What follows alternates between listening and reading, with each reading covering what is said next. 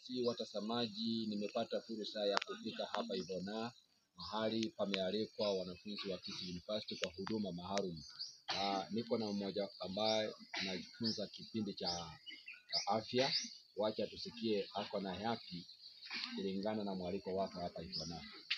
Waambie watazamaji, unaitwa nani? Naitwa Mwenda Felix. Natoka wapi? Ninatokea sehemu ya Kisii University. Na umekuja kufanya nini? Nimekuja kufanya kipindi cha afya nikiwafunza wakaaji hawa mafunzo ya afya. Hapa ndio Ivona. Vihiga County. Hiyo bila nimesikia anaitwa Mwenda Felix. Karibu. Na umeona nani? Naweza kuambia watazamaji kwa muhtasari.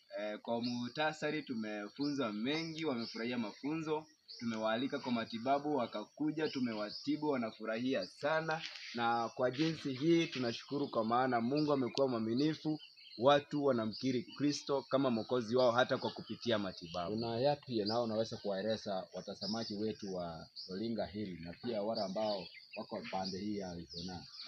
Kwa wakaaji ambao labda watafikiwa na hii video, na nawaomba sana ya kwamba wazidi kutuombea kwa maana tumefika wiki ya pili ambayo tunangoja ya kwamba tupate watu wengi wa kubatiza. Hivi sasa mko na watu wangapi ambao wameokoka wanataka kubatizwa? Umbali huu tumekwisha wapata watu 27. Bwana Yesu asifiwe. Amen. Karibu watu.